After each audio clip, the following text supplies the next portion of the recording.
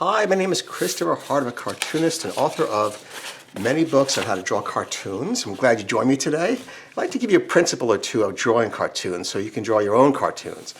And that is to start with the basic shape, but then to change it.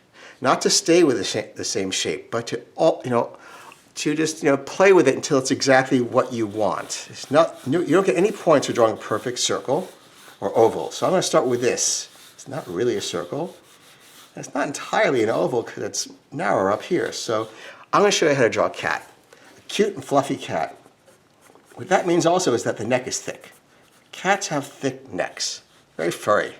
So I'm going to put a little center line here and way low on the face because cats have very low placed snouts. And you can do that as an oval like this. And I would do this over again in a darker instrument. This is going to be my marker. Let's first get this into place. All right, so I'm going to have big eyes to make him cute. And what's the point if he's not cute? Well, I guess I could do an evil cat. I've certainly done some evil cats. I actually had a very, very cute cat. He was rarely evil. At least I didn't know when he was evil. He probably was so evil I don't even know all the villainy he created. But okay, so we're going to spread those eyes apart. They don't have to be perfect. Going for placement right now. And right here in the middle of this thing, not at the top, the middle is that little tiny nose, like that. A couple of eyelashes. And some long eyebrows, not really light eyebrows.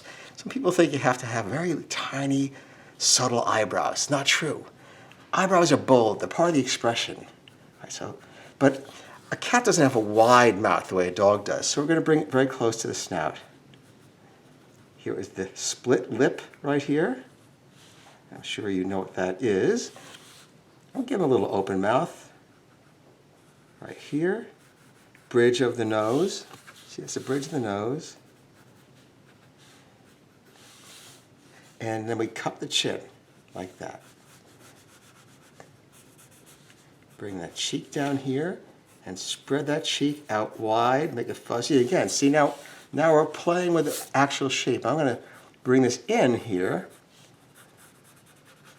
and down this way. And make that neck a little bit thinner. I mean, still a thick neck. And how about some big ears?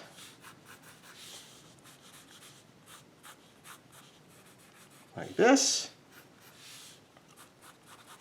We'll have some scruffy hair off the top, like that, and maybe a little bridge of the nose indication, like that.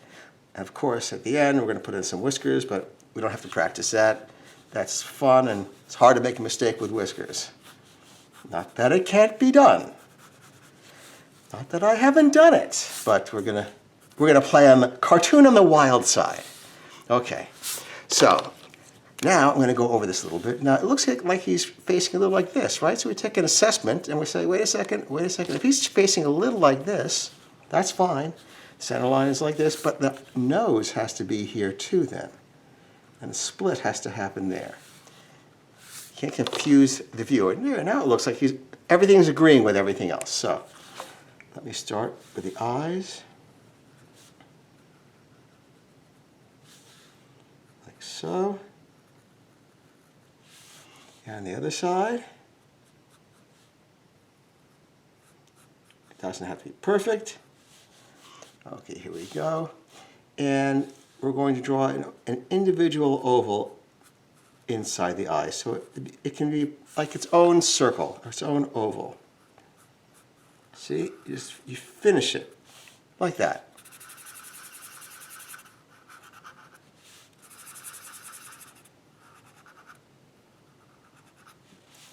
And now, a couple eyelashes. I'll float them off of the eyes, which makes it look a little more ebullient, a little more cheerful. A touch of the bridge of the nose, and here is the main bridge of the nose. And tiny little nose right here, little gumdrop there, little crease. And the creases are important because the mouth is so small, the crease tells the audience it's smiling. It keys the audience in. up here, and up here for a split lip. Not all animals have split lips, but a lot of them do. The dog has a split lip. And it's important to just suggest it. Makes it look like you know what you're doing. And a little cup chin. Not the whole thing, just a little bit. A couple of marks right here, so it's not a big empty space. And this is the forehead. It comes down to some furry cheek areas, like that. And same thing on this side. And furry cheek, and again, neck here. Now, see, the neck is kind of thick, but it's fun. It works. Okay, and here is a long eyebrow. See what I mean? It really helps the expression. You don't want to hide that. The ears are big and wide, because that's the signature piece for this animal. The triangular ears are really important. Okay, now we already have the dome for the head, which is a nice, cute look, rather than a flat head. I mean, you can do it if you have a character that you think it looks good for. Great. But I'm showing you just a general techniques. And now let's, off the side, not in here, even though they start there, but off the side, we're going to put the whiskers. Otherwise, it's just going to look too cluttered. See? And the audience believes that. They say, oh yeah, those are the whiskers, even though they don't even touch the upper lip. And you can also add some shading to the interior of the ears. Gives it a little look of depth.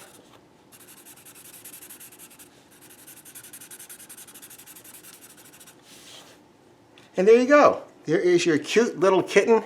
I hope you enjoyed it. And by the way, I got that from a book I drew recently called How to Draw Dogs and Cats from Simple Templates. It was a lot of fun. So anyway, I thank you for watching me. I hope you will subscribe, and I'll see you next week. Thanks. Bye-bye.